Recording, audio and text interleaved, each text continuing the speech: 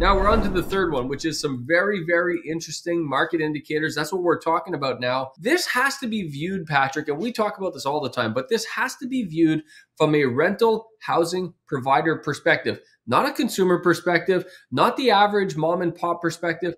As a real estate investor, if you look at the fact that supply is low, this helps you. This helps your rentals. If you look at the fact that we're at a 20-year low for supply, a 10-year low in Toronto, all these new listings that are not coming on the market, this is a good thing for us as rental housing providers. And we have more of these numbers too, Patrick. Whereas if you look at this chart, where in Toronto, buying compared to renting, and if you look at how, back in 2020, it was marginally better to rent than to buy. Just almost even, but marginally a little bit better, a little cheaper to rent.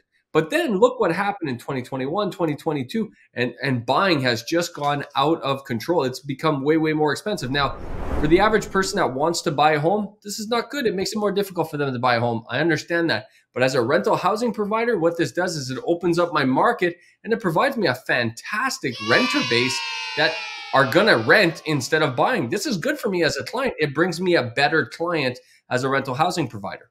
Well, I think you just nailed it, right? It's a better demographic generally because, it's the household income is higher, and that household income is higher, but that doesn't mean they can qualify for a mortgage or they can come up with a down payment on these particular properties. And now there is definitely a movement, if you will, where people are going, no, I'm not buying a house. Even if I can afford it, I'm not going to pay these prices. I'd rather just rent, use my cash flow in terms of lifestyle and not worry about buying a home. Now, if you read the headlines, it's like everybody wants to buy a house. That's not the case. And that sentiment is starting to change. And although it's anecdotal, they're starting to actually put numbers together to in their polls or surveys, to what degree you want to believe them. But at the end of the day, people are going, no, I'm not going to pay a ridiculous amount for this house. I'll rather rent. What gives us is the opportunity to have a higher household income renter base. And mostly that's going to be good. Absolutely. And Patrick, this has been a trend that's been ongoing at the Real Estate Investment Network. We've been talking about this since like 2015, how the millennial cohort was indoctrinated to rent, not buy as much. And we've seen a big change. I mean, back 10 years ago, 70% of our country purchased, 30% rented. It's already down to 60% purchase, 40% rent.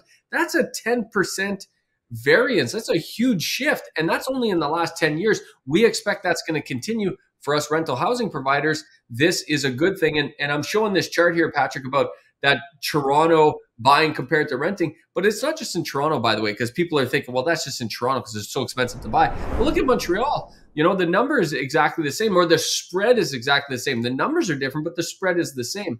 The one market where the spread is different is Calgary. It's actually more expensive to rent in Calgary than it is to buy, Patrick. Yeah, something, and that's the case for a lot of places in Alberta. Edmonton will even be, that chart will be even a bigger spread. We don't see that chart. I wasn't able to find that chart, but ultimately that's exactly what's happening. And it's also one of the reasons that we, suggest to investors to keep looking at the Alberta market, because that's where some opportunity lives. Now, I know you're dying to talk about some of the geopolitical stuff happening with the BRICS nations compared to the G7s. We'll get to that in a second, Patrick. I just want to keep spreading out some good news here because we have a little bit to talk about. And that is, I'm putting up a chart here about the real estate sentiment is on the rebound. You can see it has bottomed out at the late 2022, and in 2023, it's starting to rebound. Is it going to continue its trajectory? Time will tell. But right now, the sentiment towards real estate is improving in Canada, and it's posted the sharpest 3-week increase since the lows of 2020. Also, the housing market is perking up, and that is measured typically by the sales to new listings ratio. And this has definitely improved. It's improved a lot over the last 6 months. So it may, and this is what we've been saying, Patrick, from the very end of last year, we said, or let me restate, I specifically said, the bulk of the downturn in real estate has happened. You should not expect a huge market correction going forward. It's already happened. This chart is an indication. See that pretty massive drop, and now it's starting to rebound. So that's some good news. And the last one, and then I'll let you speak to all these, Patrick, is there is record low mortgage delinquencies. Now, I know that everyone in especially real estate investors have been thinking, when are we going to see these mortgage delinquencies with interest rates rising, with the market downturning, all the various things? When are we going to see these massive mortgage delinquencies? Patrick, they're not showing up at all in the data so far. So there's a couple of things on this. Number one, when we look at the uptick in sentiment, guess what? Finally, the Bank of Canada says we're going to pause rates. So there's that fear of big, massive increases in mortgage rates have kind of come off. That is apparently off the table for now. So that gives people some confidence in that sentiment that they go, okay, I can get a mortgage. Bond yields have come down, so that 5-year fixed term has come down a little bit, more reasonable. Still hurts a little bit compared to 1.5% or 2%, but ultimately people can handle it. Getting some supply would be helpful. Plus, spring is in the air. We know that the spring market is always a little bit more buoyant, if you will, and people look forward to getting outside, getting into the housing market. So I think that's all pretty kind of, you can think through that and see why that's happening.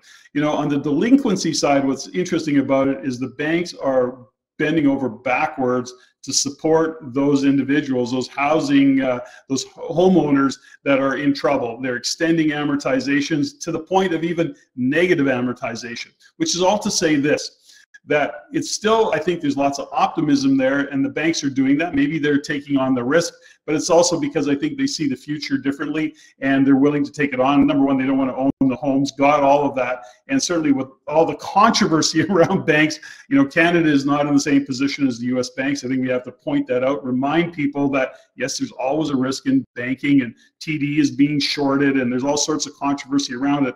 But to your point, JG, I think there is optimism in the air, some hope, if nothing else. We can all kind of use a little bit of hopium these days, and move forward in that housing market side of things. So I think that's really not much more to say about that, other than things are just shifting. It isn't the doom and gloom. The Bank of Canada, what's Tiff going to do? What is he not going to do?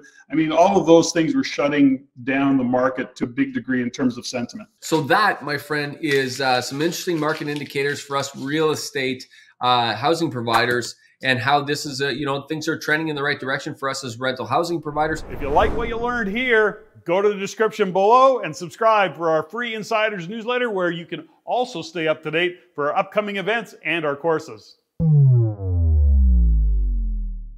If you want to see more stuff like this, click here. If you want to see the entire show, click there.